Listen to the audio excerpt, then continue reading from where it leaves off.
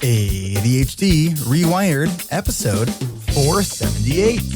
This is the podcast for those of us with really good intentions and a slightly wandering attention. I'm Eric Tivers. I'm a licensed clinical social worker by training and a coach by design. I'm your host, and I have ADHD. ADHD Rewired is more than just a podcast. We are a community. We are wired for connection, and you are not alone. Go to ADHDrewired.com to learn how you can join us in our free and secret Facebook group. Get additional resources for every episode, including links to any resources we mention on today's show. You can support us on Patreon, sign up for our email newsletter. You can request podcast postcards to distribute to your clients and support groups. Learn all about our award-winning coaching and accountability groups. You can co-work with us in our Adult Study Hall virtual membership community. You can do all of these things by going to our website at ADHDrewired.com. We know that starting is the hardest part, so let's get started. All right, welcome back to another episode of ADHD Rewired. We are here once again for our monthly live Q&A. We are joined by most of the usual suspects. Brendan is out today. He's got some family stuff going on, so we'll be thinking about him. But let's introduce our panelists, as I like to say, our panel of panelists. It's very profound. Let's start with Kristen. Yes. I was mistakenly reading the chat. What did you ask me? That is perfect. We'll keep it right there. Where are you just introducing yourself there? So that's Kristen I'm Marks. Kristen from Arkansas. Hi. ADHD Rewired coach. And let's go next to MJ, the host of ADHD Diversified, yarner, something, whistleblower. Oh, yeah, that's right. Why would you do that, Eric? Come on, man. You know better. All right, MJ. And we got Will Curb, host of Hacking Your ADHD. Good to be here. I'm looking forward to it. Awesome. And we got Lisa Ciesla, my assistant community manager and the extraordinary to-do list doer. What's going on, Lisa? Hi, everyone. And we got Kat Hoyer, one of our ADHD Rewired coaches. Hello, everyone. Happy to be here. And I did let everyone know that I slept with Scoots last night. I just needed to. I know it's the first time anybody's ever said that. You too? All right. So many people on screen here have slept with you. And we have Scoots from the Sleep With Me podcast joining us today. What's going on, man? Thanks for having me. I would say fell asleep to me or slept through my rambling, but yeah, whatever works. But yeah, thanks for having me. I'm glad to be here. Awesome. So we'll have Scoots answer some questions too, and maybe ramble on through some questions as well. Maybe you can just tell us what your preference is with your questions. But we are going to start it off with a question from Matthew. Matthew, go ahead and share your question.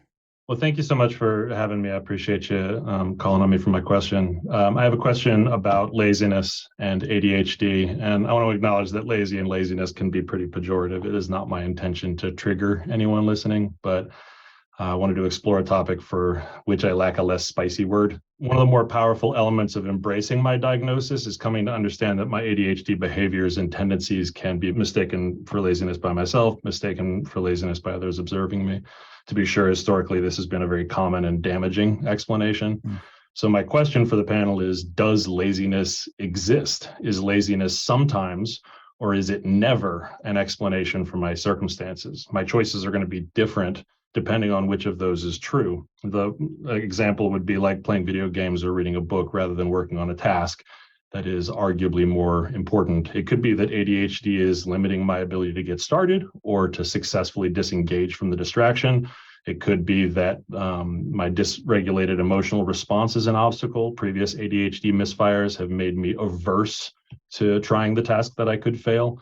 But I can't help but notice that often the distracting activity is arguably more fun or more interesting than the activity I nominally would be doing. So is it possible that laziness explains some of my choices and behaviors? Is it possible that sometimes I just don't wanna, or is that just not a thing? And if it is a thing, how do I tell the difference between when it's ADHD in my way or laziness? Yes, great question. Okay, so I think that there is one word that I think can separate the ADHD stuff from the pejorativeness of that word lazy, and that's intention. Right? It's when we have all this work to do, and we are thinking about all the work we have to do, but we're scrolling on Facebook or I don't know, binging episodes of Sleep with Me, whatever it is. To me, that's not laziness. That's executive dysfunction. To me, laziness is, all right, I'm taking the day and I'm going to do whatever the hell I want. If that means I'm going to the beach or I'm just putzing around the house to do like intentionally doing random projects that may or may not even be important, but that's how you want to spend the day. Like, to me, it's about intentionality. Will, what are your thoughts on this one?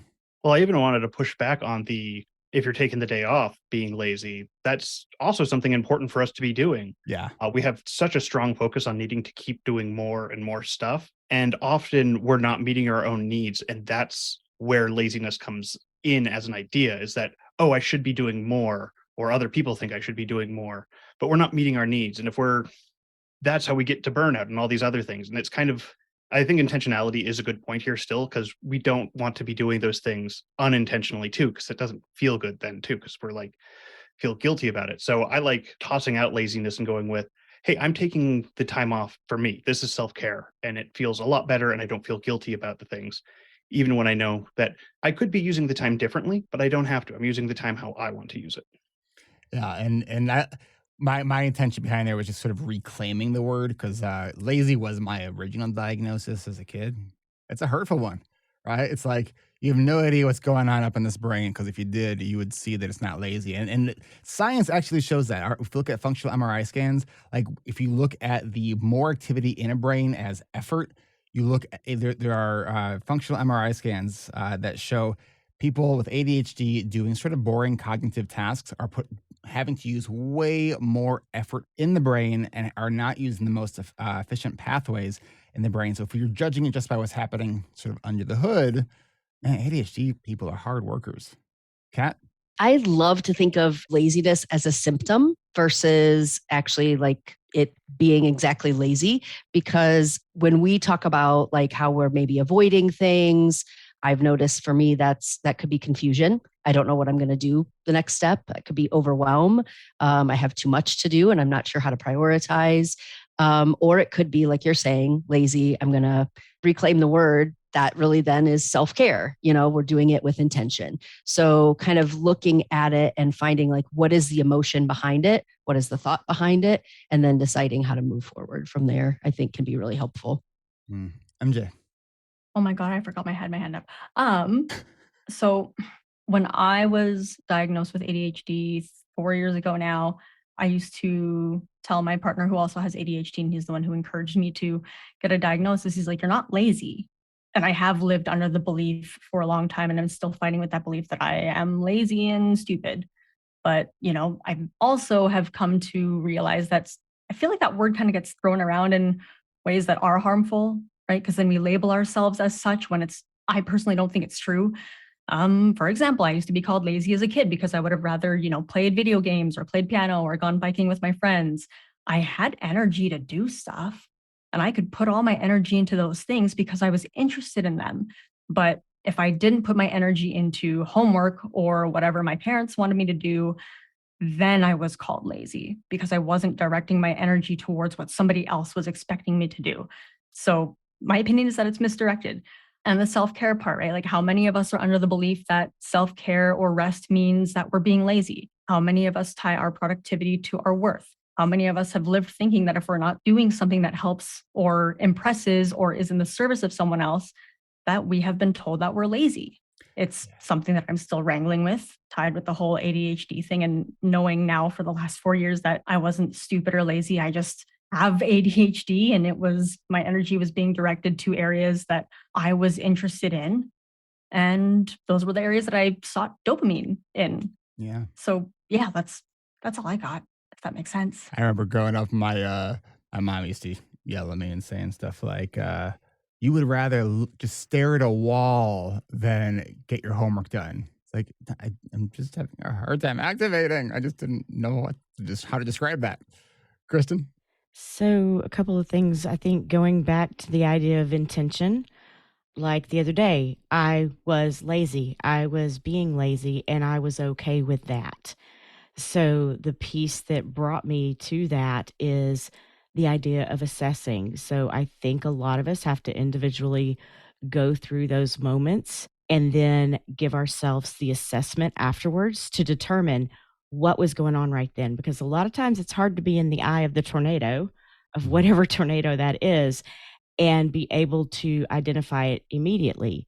So if you will start a practice of assessing afterwards, you can begin to better identify in the moment. I think that's one of the key things is all of us could sit here and tell you all these different things. And I think a practice that you could start doing is assessing following. Like Eric just said, no, he remembered having trouble activating.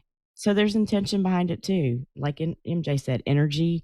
Yeah, I was being lazy on purpose for whatever reason I wanted to be lazy. And I didn't regret afterwards. And I think that's, what negative feeling comes up for you after. Yeah, it's a big part of that. Scoots, you got any thoughts about this one?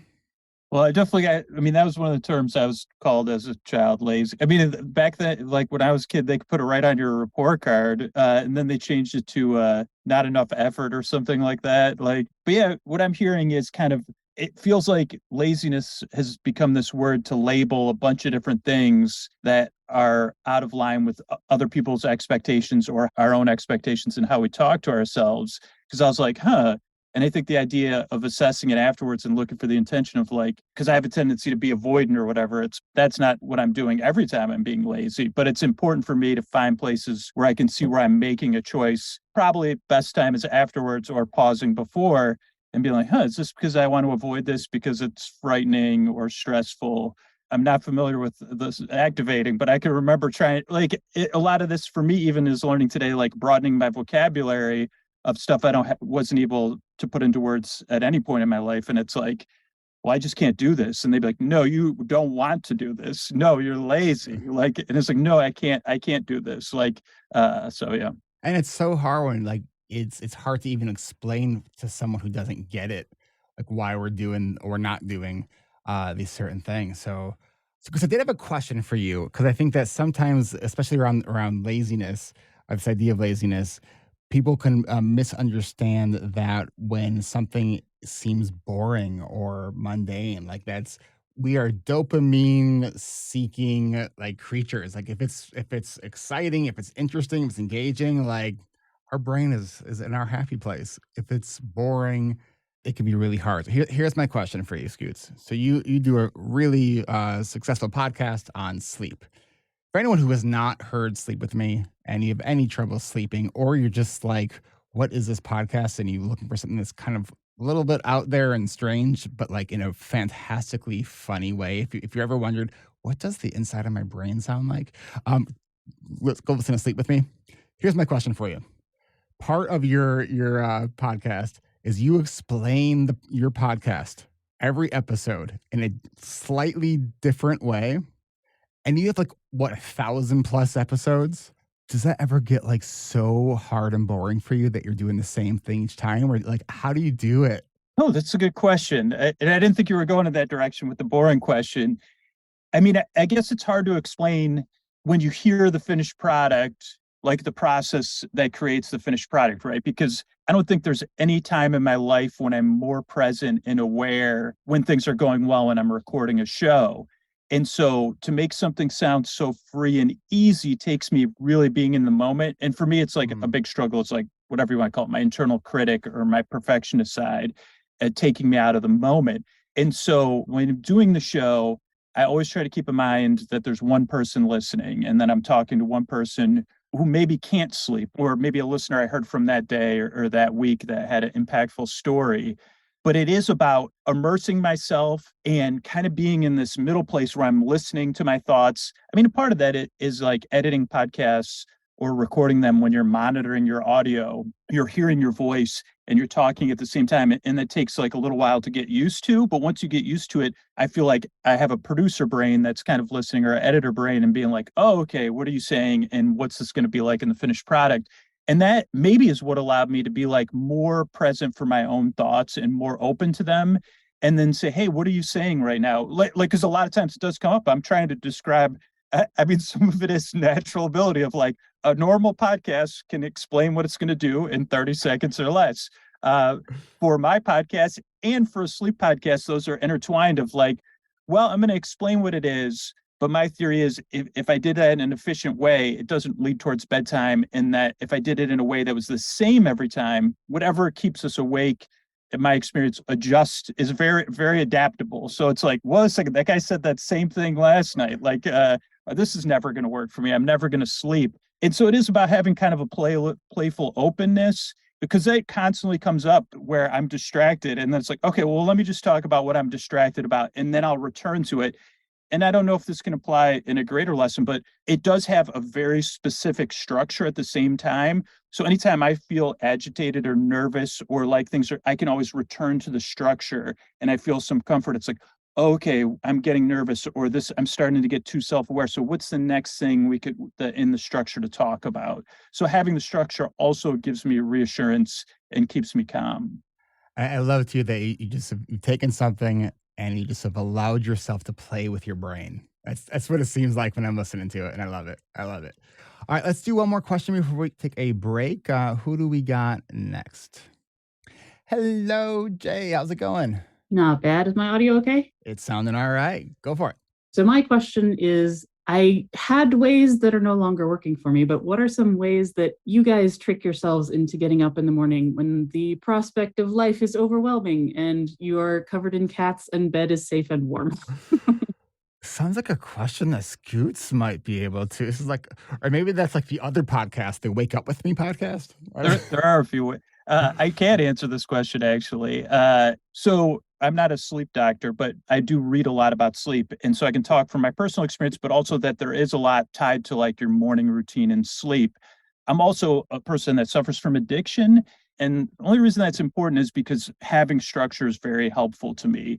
And so I found between my sleep struggles and my struggles with addiction that I do have to take the choice out of it for my morning routine. And so my morning routine and my evening routine it's not 100% all or nothing thing, but having a routine that I kind of don't have a personal choice in. It's like, oh, this is what I do. My alarm goes off. I go through what I read in the morning, do some meditation, but that I don't have to make a decision on that, like really is freeing to me. And also as far as sleep, it's like exposing yourself to sunlight. So I open the windows. At this time of year, I go upstairs and turn the heat on. So having those things, but removing the personal choice. I mean, most of the time, there could be a day where I'm not feeling good or whatever, but the less thinking I have to do for me, I found with these type of specific things, it just helps me be more consistent. And that's just my own personal experience with it. Thanks, Keith. Kristen. So, Jay, do you have a way to let light flood into your room in the mornings? Like a way that it can be set up so that you don't have to get out of bed to make it come in? Yes, on multiple fronts. I can open my kind of blinds a little bit more. I also have smart lights that I've kind of set to turn on along with my alarm. So have you had a practice of this and made some assessments around it? I've noticed for me, and I have to remember this, and then there's one other thing I noticed. I noticed for me that natural light will help me get up out of bed for some reason. Mm-hmm. And then the other thing I've been noticing, and I have not been activating on, is I know when I turn on my music, that helps, and I'm forgetting to turn it on when I get up when I'm struggling. So I didn't know if there was some sort of other sensory thing for you that you could play with. The music is an interesting idea. It's not one I've tried before. Part of the reason that I'm bringing this up is I'm kind of going through a depressive phase, which, happens. But I also know that if I get up in the morning when I want to get up, I, have time to do all of my personal stuff and kind of set myself up for the day in a way that feels good. So like the thing that I was doing was, okay, alarm goes off. I get up, I make hot chocolate. I read whatever book I'm reading for pleasure in that moment for like 15, 20 minutes, and then get on with the rest of my day. And the lure of the book is not working anymore. Okay. Kat? So I actually have a hack that has been working consistently for the last, I think, 2 or 3 weeks now, with the exception of 2 days that I was down with a migraine. I am making my bed every day with this thing, which I've never done before and I've always wanted to do. I had heard that the distinction between routine and rituals. And routine is something that is, habit stacking. A ritual is habit stacking with soul, so my woo-woo brain loved that. And I'd already had a morning routine of like the stuff that I have to do just to keep myself, my human, and my animals alive. And I named it. So I have a couple, there's my word for the year is Kaizen. And that is me like taking the processes of everything and looking at it and trying to make it better. So this is sort of the process of this. So I started, and the initial hack was to put the things that I needed to do to keep the family alive and make that into a fun. If you've listened to other episodes, you've heard me talk about the Hobo House, which is my last name, Hoyer, and my son's last name, Boss, together. That's why I found out people were wondering why I was using the word hobo. So we've got the Hobo Zoo Party. That's what we call it. That's the phase. But recently, I knew the timing of it because I'd been working on it. I decided to put it to a playlist. And I found a playlist with both of my cats' names, Pepper and Pippa. So it starts with Pippa, which if you want to hear the song, it's beautiful. And that's what I make my bed to every morning. And then Pepper, that's what I go downstairs to. And then Bree is my dog. And that's by the Butthole Surfers. How could I not have a good time with that? And then Cat, me. The last song is Trevor, and I sit down and I have my coffee with it. And I have it down to a science with this. It has been a process of about a year and a half, but right now I'm in heaven every morning and I look forward to making my bed. And the animals even know, like, oh, I hear this song. That means they sit quietly. They're not like bugging me for food like they normally do. They're like, I know I need to be patient because she's going to make the bed. And there she is telling us she's here. Okay. The end. So someone was voicing their opinion over there. That's awesome. Scoot said something that I think is so spot on about when we sort of eliminate choice, it creates freedom, which I know is so paradoxical.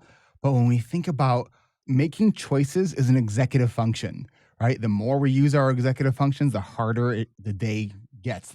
So if we say, all right, this is the way we do it because we have other important things that we need to use higher level thinking for, that can be really, really helpful. Some other, I guess, hacks, we'll call it, that I would want to throw out there because I don't think we've talked about this in a while. I know you said you do hot chocolate. So I don't know if there's like a coffee pot equivalent to hot chocolate, but a hack that I suggest to people is if you have a coffee maker that has a timer on it, you set the timer to go off in the morning, but you don't put the coffee pot underneath it. You have to be there to make sure the coffee pot gets put under the actual thing. Otherwise, you're starting your day by cleaning up coffee.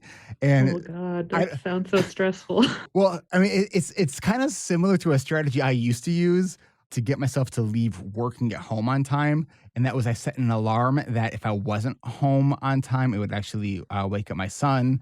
And so that was like, it's like the bomb squad. So it sort of does a little bit of that like adrenaline activation, right? And it kind of worked for me. So something like that, if you can find that a little bit playful and not too stressful, but just enough stressful to activate, that could be helpful. There's also some apps that might be helpful.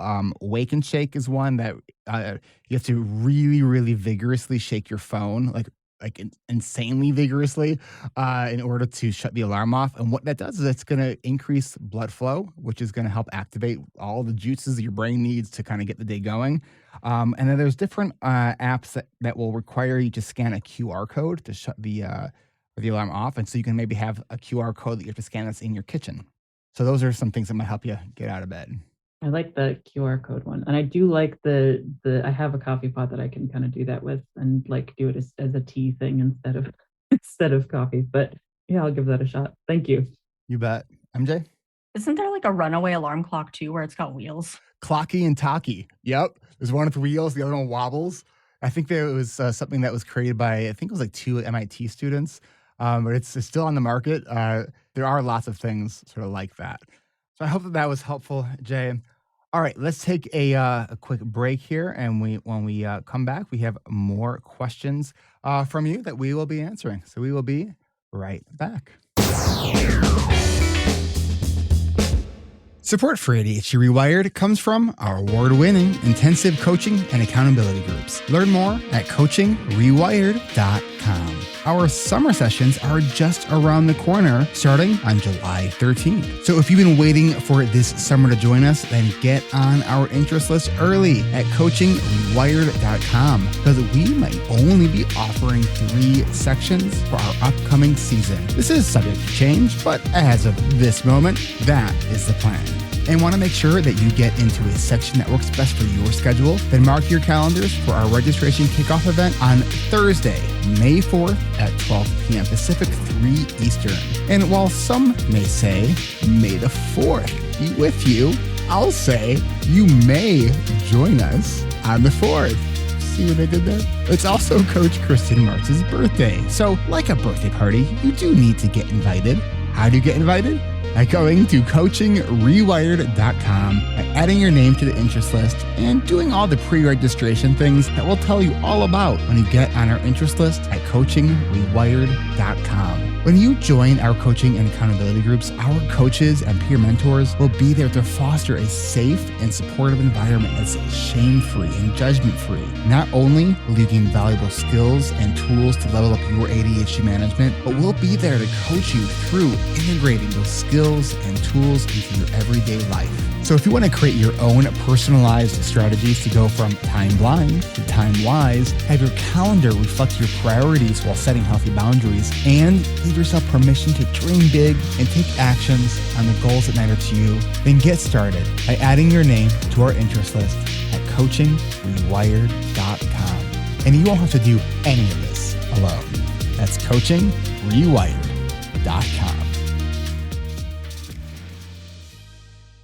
Hey, are you looking for people that you can body double with to get your most important tasks complete?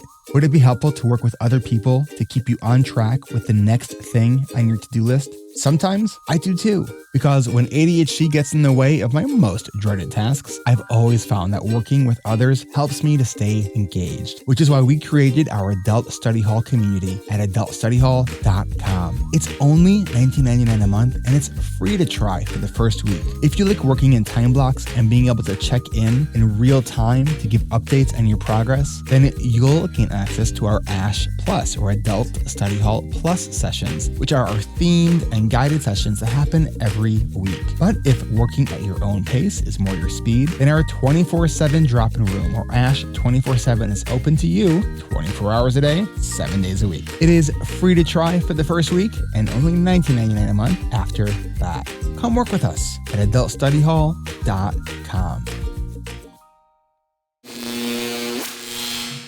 All right, we are back, and we have another question. Lisa, what is that question? All right. It says, after finally finding the right medication, what is the next step? Self-help books, podcasts, routines are great, but don't stick long enough. Coaching options, question mark? It's like you threw me a softball on this one. So may I suggest coachingrewired.com for our intensive coaching groups. And here's the thing. So some people look at our groups like, oh, that's really intense. Do I need that? I think if you are new to ADHD and you're trying to figure this out, like, can you figure this stuff out through podcasts, through books? Yeah. Can you make progress to working maybe with a one-on-one coach weekly? Yeah. Are you impatient and want to fast track this growth and get on with it? Come to our coaching groups. I mean, we've been doing this for a while, and I think part of what makes our groups really work is that part of it is just about being seen and understood, right? Like, oh, I do that too. Oh, that's an ADHD thing. Brendan even, because Brendan was way back in the day, he was a member of our coaching group. So one of the things that he said, it's like, yeah, it would take like at least a year to really like learn all the things sort of on your own that you could learn in 10 weeks in our coaching group. So I would highly encourage you, if you're able to do it, to look into our coaching groups. That was a beautiful softball question, and it really was a real question. So thank you for asking it.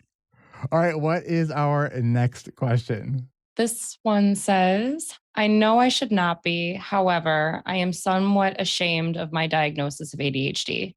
I feel so alone sometimes with it. Do you have a tip or two about how I can accept it and love myself more through it? Community. Like that's being a part of community, being a part of, whether it's things like this, our free Facebook community, Patreon, or our coaching groups, that one of the reasons I love group is it is a shame elixir, right? Like because when we are carrying around all this shame and think that it's just us and nobody understands us, like we are carrying around not just all this shame, but also all this armor. Like, because we're so preoccupied with kind of not being found out, right? And all that does is it taxes our executive functions and makes our ADHD worse. So I really want to encourage you to, whether it's through the stuff that we offer, find an ADHD community. It is such an important part of the growth process.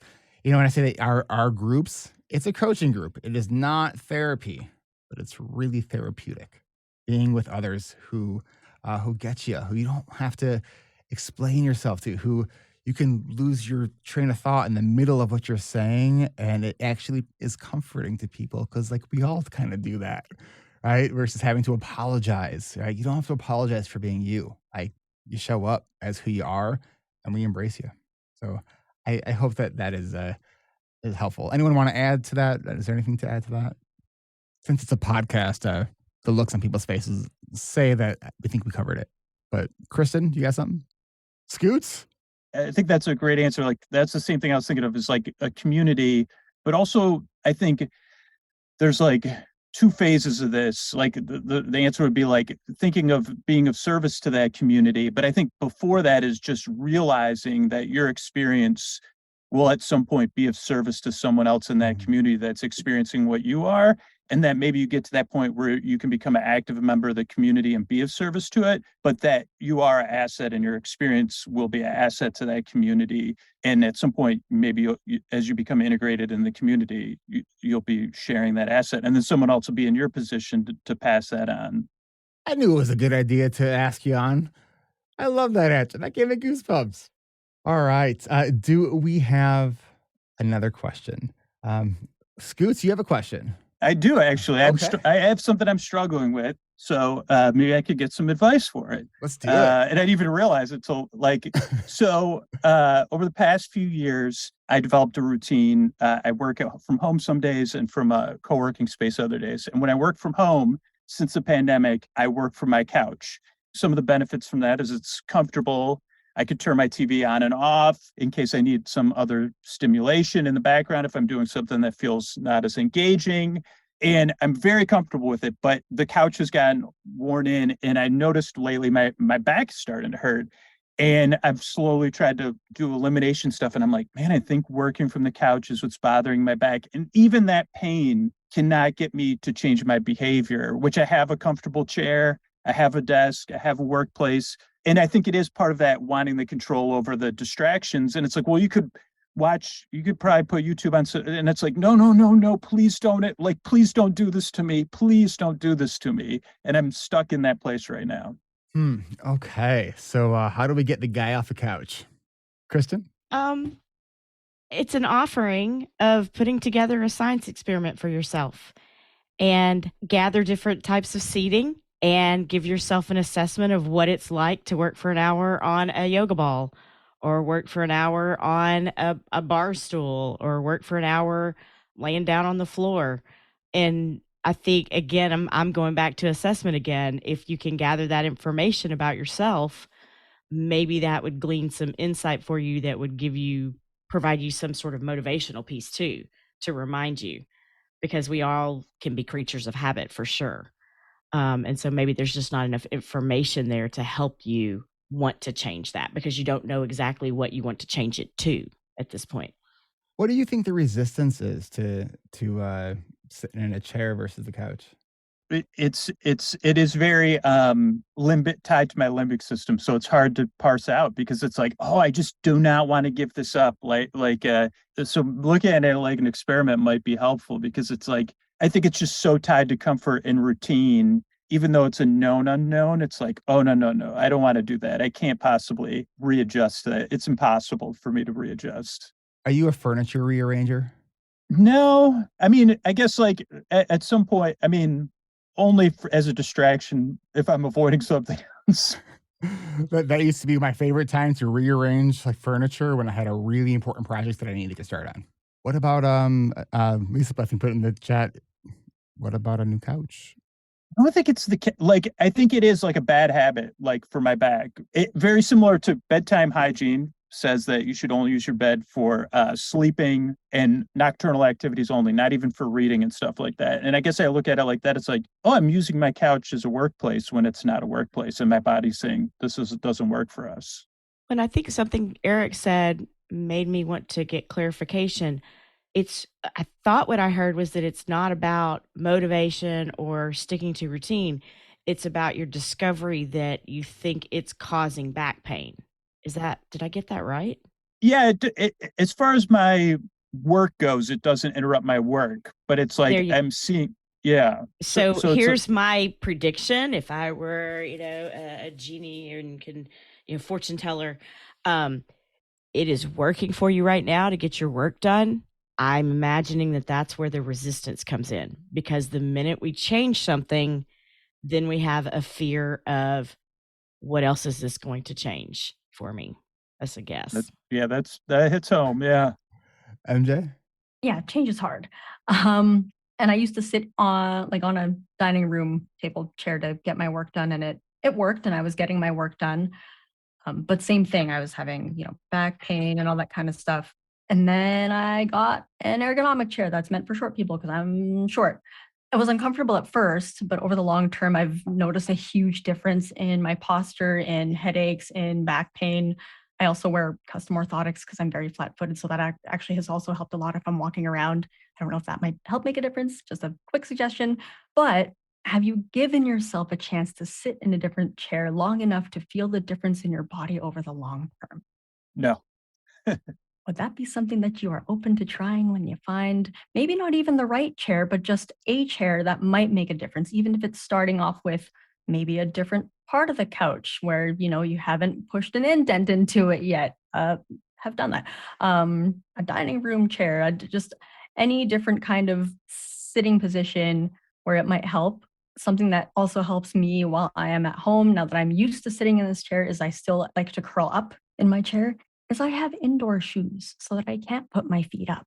So I would encourage you to give it a try if you haven't given yourself a chance to, because it's hard to know right away, but over the long term, you might start to notice a difference, and it may be helpful to write down your observations and feelings and journal about it. Lisa? I was just going to say, to MJ's point, I wouldn't completely take the couch off the table. I would maybe start the day in a different chair. Who's putting a couch on a table? That's just worthless. Sorry. That's probably really uncomfortable then. But maybe do like the first part of your day in a different chair, and then after lunch be like, all right, it's after lunch, I got to get to my couch. Like, I feel that. Kat? So a couple of things. One, I totally relate to like working from home, and especially like I had an office outside my house during the pandemic and then let it go shortly after. So one of the things I would do, if you don't notice a theme here, I like to try to keep things novel and fun. So what I would do was had different parts of my house as different activities. So in this area that's now my office, I would do reading and things like that because there's a comfortable chair here. Didn't have my desk here. I had other places I called it different things because I like working from different areas, meaning I like working from a coffee shop, different settings, I should say. So the office was my coffee shop because I like to do like reading and, more relaxing things. The dining room was my, I call it the cafe. So that was where I could do more productive type work. And then at the time, my desk was in my living room, and that was my office. But I would move around from space to space. So I love what Kristen said in terms of like experimenting and finding out what might some options be.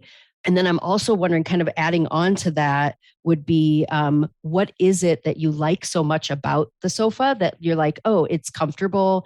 But I heard you say I can also turn on the TV. So it might be like, well, but if I go to this other space, I won't have these different options. So I think inventorying the options that you like there and seeing, can I duplicate them somewhere else? So can I have either a TV in my office or, those kinds of things. So making sure that you know what it is that you like and seeing if it's something that you could either live without or duplicate somewhere else in a different setting. Well, Often I find with habit change is that it's really important to realize we're almost always going to take the path of least resistance. And so that means for a lot of things, how can we make doing work on the couch more difficult for us? How can we make doing work where we want to work easier? And just looking at those options of being like, okay, I'm going to put my laundry baskets on the couch so that I have to move them if I want to sit there, and then make my workspace more enjoyable to be at. That way we're kind of creating resistance to what we don't want and lowering resistance to what we do want to do. is that helpful? I got 2 Post-it notes full right now that I can keep on my laptop. So, and I haven't even hit the chat yet. So this is amazing. Yeah, thank you, everybody. Awesome. All right, let's go on to another question.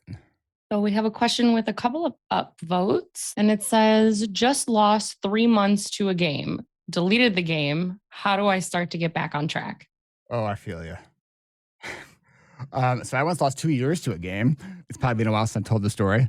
So when I had my clinical practice, all of my clients were playing Minecraft. So as a good therapist, I'm like, all right, I gotta, what are they talking about? They're all coming in talking about Minecraft. So it was like 9:30 at night one night. And so I downloaded Minecraft on my iPad. And then I looked up at the clock. It was 3 a.m. And I had not lost time like that since like college. Like I still so vividly remember like going, oh, what just happened? And I remember actually taking my iPad to my therapist, asking her, will you please delete this app for me? I keep telling myself I'm going to play for 10 minutes and I play for 3 hours. And I was literally, for years, I was doing it. It's probably good that particular iPad no longer works because I was thinking about like doing a whole fly through in my world because what I built was kind of amazing and evidence of how much time I spent on this game. So how do you get back? It's kind of like, let's say you were a marathon runner and you used to run marathons, but you've been hanging out next to Scoots for a while on the couch and you haven't been able to get up for a while. And you're now deciding, all right, I want to get back to running. You don't get up and start a marathon. You get up and get off the couch and maybe you walk around the block.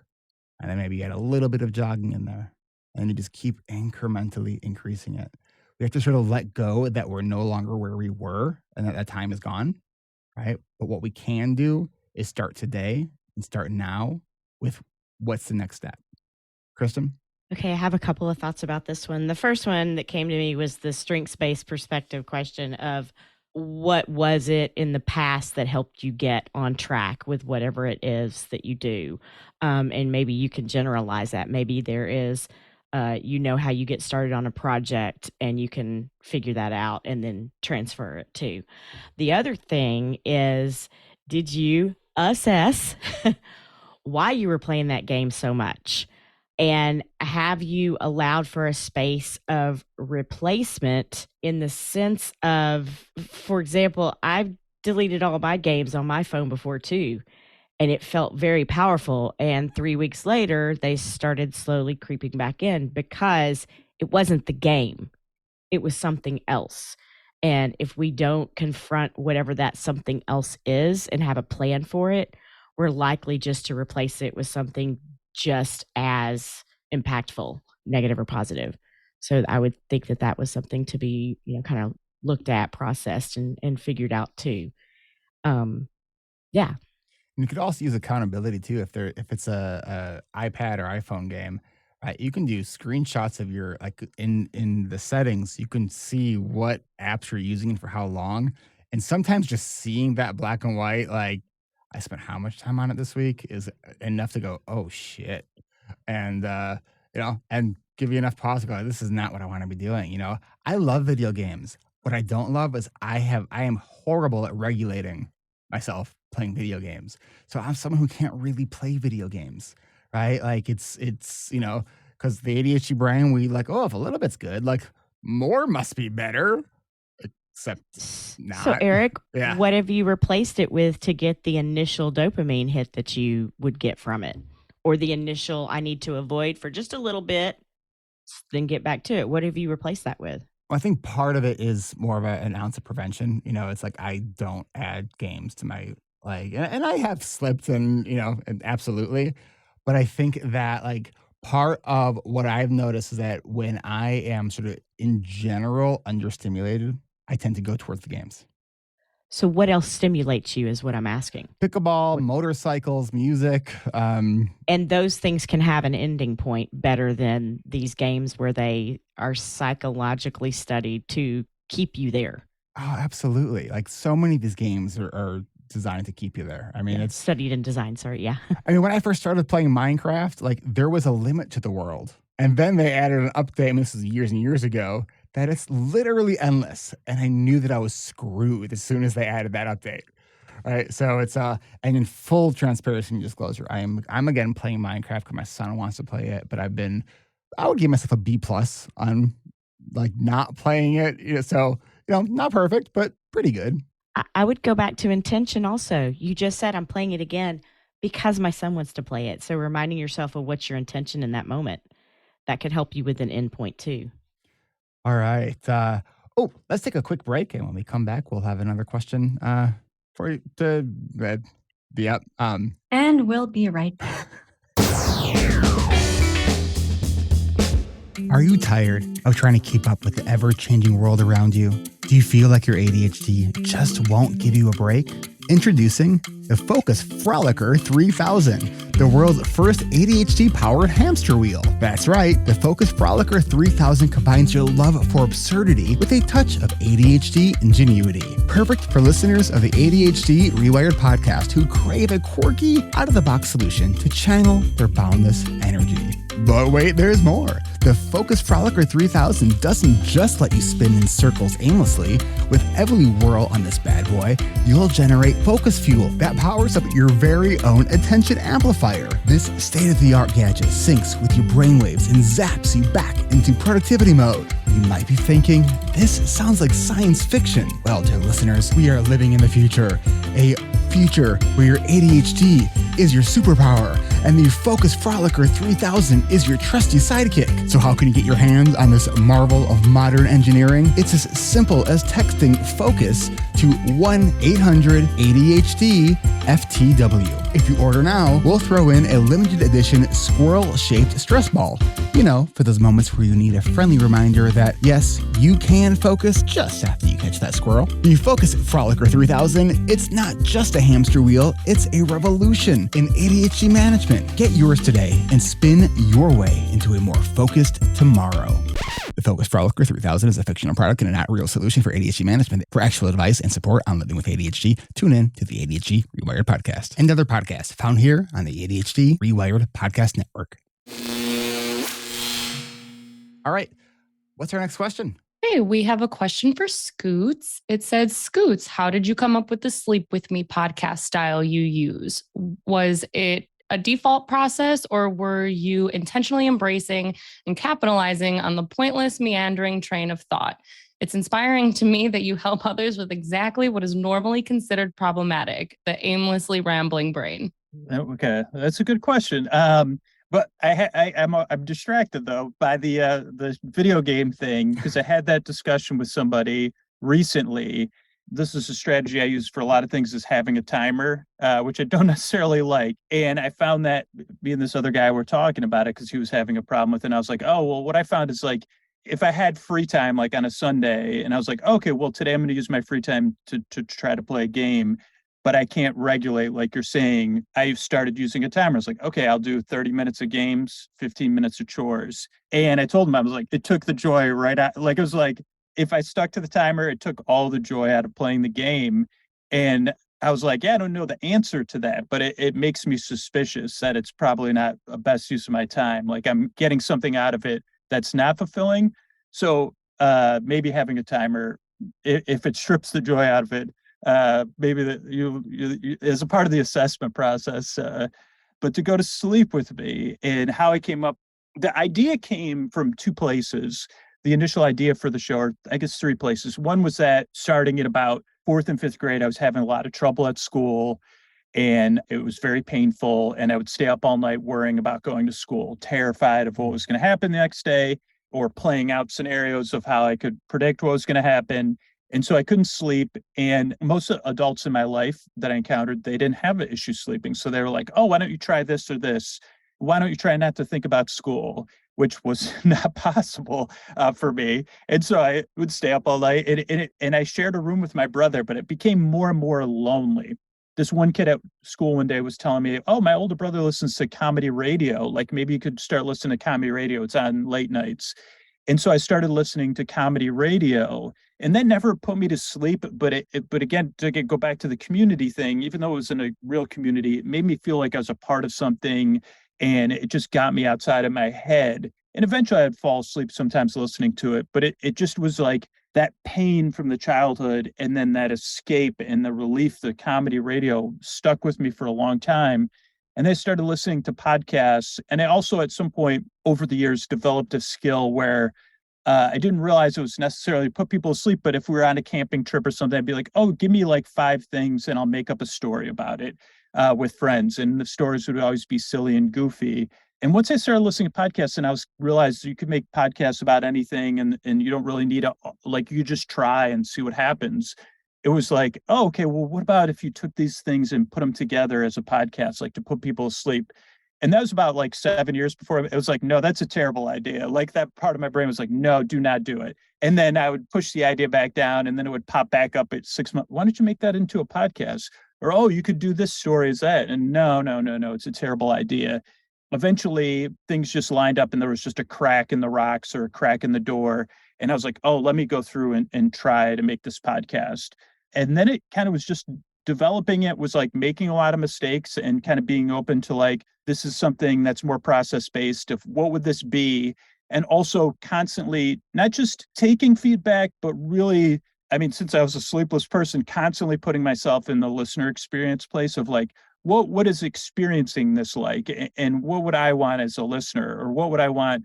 And just kind of taking those things from there and being open and trying to put my expectations on hold and my results thinking on hold and just be like, hey, what does this be? Or what could this be? And it took about 3 years of making the show 3 times a week till I feel like till it started to really form into something like the clay kind of started to loosen. It was hard before that and I could form it into something.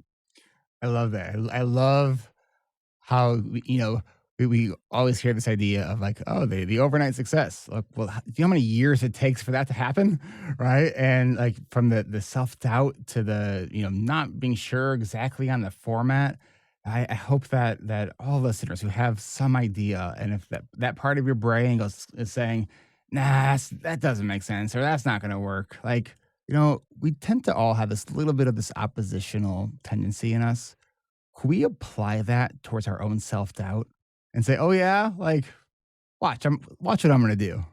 So that was awesome. Thanks for sharing that. All right. We have time for another one. Okay, this one says, one of my main problems is paralysis when I start to feel overwhelmed. I have so much to do, I can't decide what to work on, so I end up doing nothing. How can I calm that feeling without ignoring all the things I'm behind on? Move. For real, like get movement. Like that is, even if you have 1,000 things on your list, you're like, oh, but I gotta be doing this, but you're not, right? Movement opens up the brain. It's amazing. Like when if I'm stuck and overwhelmed on stuff, when I'm exercising, it's like my to-do list starts to line itself up, right? And it becomes more organized. I know high performance coaches who won't even work with clients unless they are in some kind of rigorous exercise program. It's that important for action. And the other idea behind this, you keep breaking it down until the first step of whatever the action is, it seems easy enough to start. Will? One idea that I had come up with is if you have a to-do list and you're looking at it, it just looks too long, just kind of cut it in half. If you're going to do nothing, if you don't do that, it's better to just do something. And as Eric's saying, you get the movement in then, and then you get that momentum to keep doing things. Although I will temper that once you start feeling like aim to do 1 to 3 things. Don't aim to do 20 things, because it's easy to burn ourselves out with that momentum as well. And there's a little secret that I think a lot of us ADHDers don't realize is that people, even without ADHD, aren't getting everything done on their to-do list either. And I think that it happens to be that we are the ones that think we're the only ones that aren't getting stuff done, but it's actually super normal. Which is why in our coaching groups, we spend a lot of time focusing on prioritization. Dream big, put all the things that come to your mind, but learning those skills of prioritization, I think, is so helpful. It's one of the reasons we utilize the book The One Thing by Gary Keller, because we find that it's a very helpful way to sort of think through how do we identify what is the priority when our brain's tendency is to look at everything and say it's all equally important, right? So there are thinking strategies that can help us identify what is actually most important. And now it's 1 to 3 things, like focus on that. Kristen. So 2 tips or tricks. One of them is if it's the list that's overwhelming because you see the list. I learned this from one of my AT members that she got from someplace else. The idea was to wait a minute, I'm doing it wrong. Was to take a piece of paper, and I think you fold it backwards, and you have your full list down the right side. You take a couple things and move them over here and do those things, especially if that's if that's what's over, and that helps you keep it in your hands and in your space so you can see it, but also keep it out of sight too, the big list. If it's the prioritizing that is baffling you, if you can gamify it instead, make it a target board, throw targets at it, make a spinner online, generate that. I know one of my members one time said she got one of the dry erase die from the dollar store, and she wrote the different things that she didn't know what was supposed to go first. And she would play fetch with her dog for a few minutes. And on the last fetch, she'd grab it, and wherever that thumb was, she'd go, okay, that's the one I got to do next. Okay, go play. And she'd do her thing, and then she'd go back and play fetchy. So she was incorporating it into all the things that she was doing that day and keeping a brain break going and gamifying it. So it's a matter, again, of what is it that's overwhelming you? What's putting you in that paralysis? Is it prioritization? Is it the visual is too much? That can help you find what to do next to help not resolve it, but assuage it, maybe.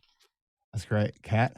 We do some of the practices within the coaching groups and alumni, and even in some of the ASH functions that we do, where we'll journal first about, and so this is an idea of maybe journaling about, what am I feeling right now? What's going on? And kind of getting in touch with the feeling of what might be holding us back. Again, identifying, is it overwhelm? Is it confusion? Not knowing what to do next.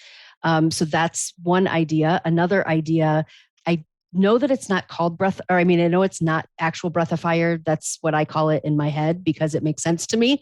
But it's a breathing exercise that I do sometimes to, like, if I'm like, I have the I don't wannas, it's you raise your hands. So for people on the podcast, I'm going to say what I'm doing. You raise your hand above your head and pull it down kind of in a fist form, and inhale, exhale with each one. So, and I do it probably 20 times. So it's inhale when you go up and exhale when you come down, and just do that about 20 times. And the activation of that, like you were saying, Eric, it's really just getting yourself moving, but that helps. And it was one of the very first things that I taught my groups. And when I can tell they're feeling tired, I'm like, does anybody need to do the little breath exercise? So and Kat, isn't that a brain science thing too? You are turning on the switch of the parasympathetic nervous system to calm everything back down.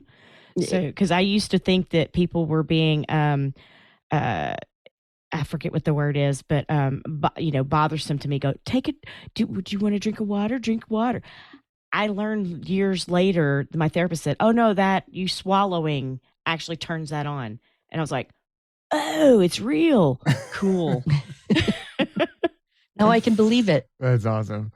All right. Let's see. What else do we got here? We have any other questions? I know we're cutting towards the end here.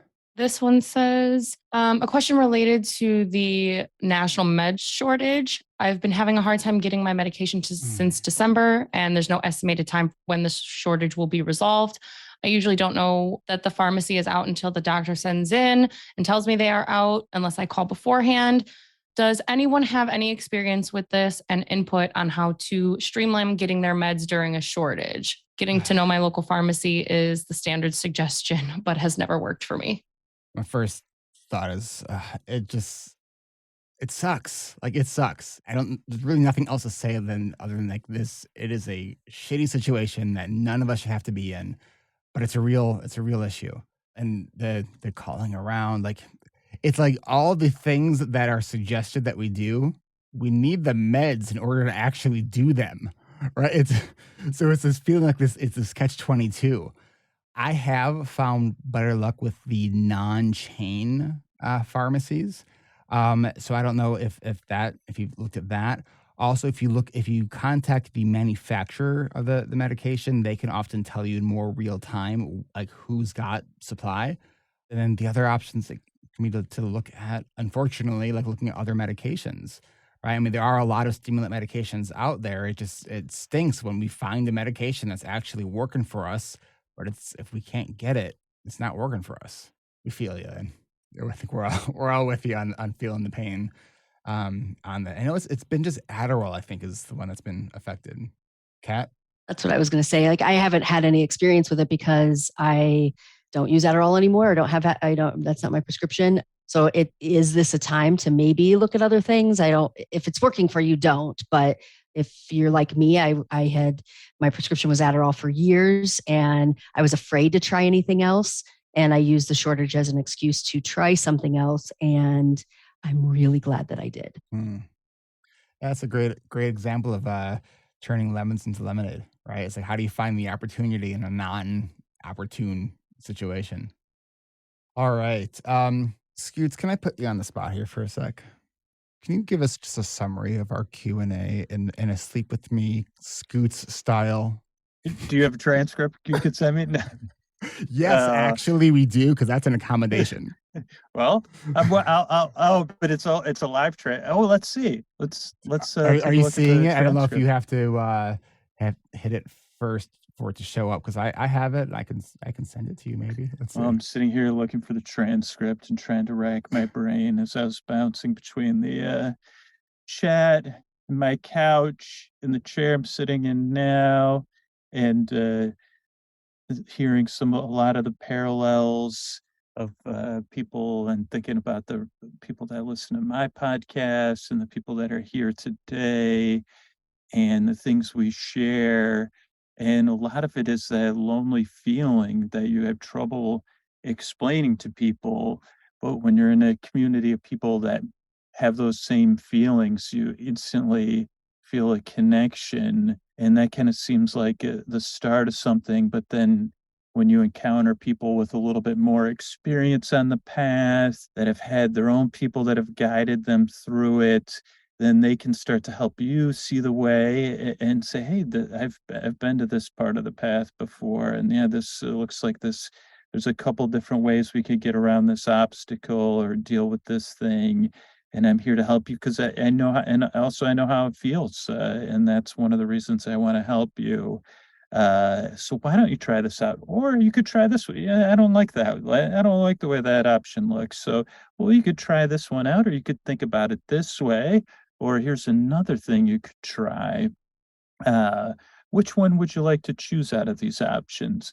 And so that's I almost was starting to doze off myself there, but my body literally just started like feeling like it was about to fall asleep. Like, it's this relaxation, which if you ever are looking for something else to do, maybe like a coffee break podcast with just like 5 minutes of that, like, because that's, oh my gosh, it's amazing. Like, I love that tangents and rambling can be a skill, because you're a gift to all of us. Thank you. Well, it's a reminder to everyone out there, kind of like my story is, that it was these pieces that came together for me, and not all of them were things that were positive, and not all of these traits that I get to give a showcase to on the podcast and be open to and be loving to. I was not loving most of my life about those parts of me.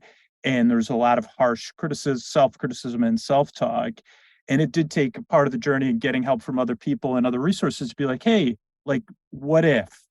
you could try this new way? What if you could try this and be a little bit nicer? And those were all baby steps. And for me, it's still baby steps. And reminding and always forgetting every day that it is a process and that it's not results. Yeah, I have to stay out of the results business myself. But yeah, so thanks for having me on. Oh, this was so much fun. You are welcome back for real anytime. All right, so that's all the time we have. But before we go, I'm going to hand it on over to Will, who is going to leave us with a moment of dad.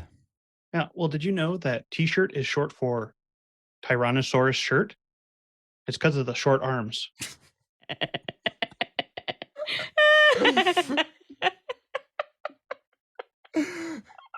I feel like I like that one way more than I probably should. Like,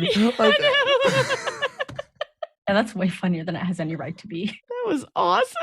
Does that mean all of when I put my shirt on, I'm only going to keep my hands right here for a while, just for fun.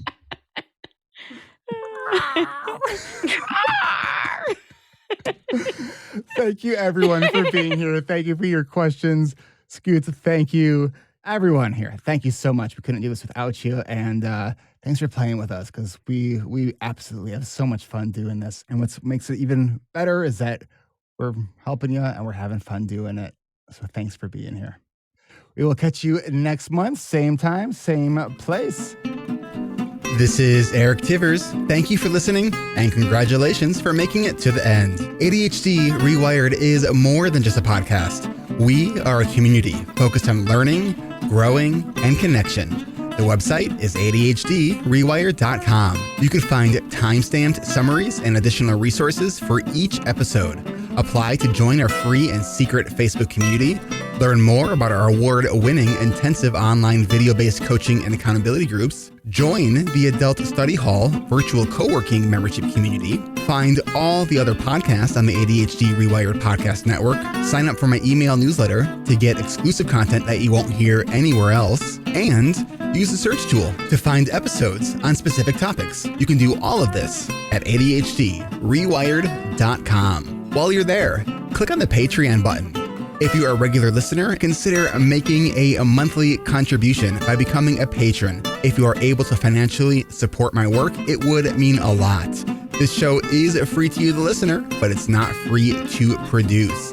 Plus, patrons get cool perks like ad-free episodes and access to recordings of coaching calls, and $25 a month patrons can join me once a month for a group coaching call. You can follow me on Twitter at Eric Tivers. You can like our Facebook page at facebook.com/ADHD Rewired. If you're a coach, therapist, or related professional, connect with me on LinkedIn at linkedin.com/Eric Tivers. Subscribe to ADHD Rewired on YouTube to see selective interviews and other videos I've made. Podcasts change lives.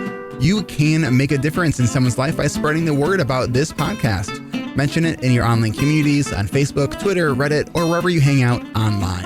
And be sure to share it with your friends, family, your therapists, your coaches, doctors, siblings, parents.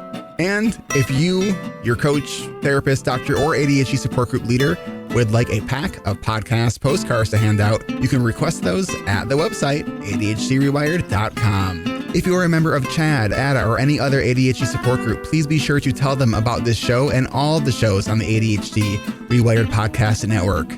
You can even show them how to download it on their phone. And if you really loved this particular episode, please hit share on your podcast player. I'm only one person, and I do count on you to help spread this message. One of the biggest things that you can do to support this podcast and help other people discover it is to leave an honest rating and review on Apple Podcasts or any other app that supports reviews. And don't forget to hit subscribe so new episodes are automatically pushed to your favorite podcast app. Looking for more ways to listen and learn? Get a free audiobook and a 30-day free trial at Audible by going to audibletrial.com/ADHD Rewired. Here is my list of must-listen-to audiobooks updated July 2021. Nonviolent Communication by Marshall Rosenberg. Attached by Amir Levin and Rachel Heller. Atomic Habits by James Clear. The 5 Dysfunctions of a Team by Patrick Lencioni. Crucial Conversations by Carrie Patterson. The Coaching Habit by Michael Stainer. The Body Keeps Score by Bessel van der Kolk.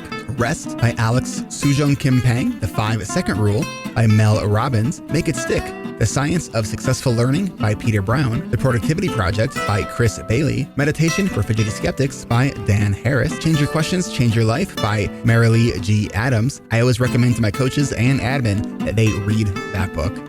The One Thing by Gary Keller, a required reading for all of our coaching group members. Procrastinate on Purpose by Rory Baden, The Four Tendencies by Gretchen Rubin, The Art of Asking by Amanda Palmer.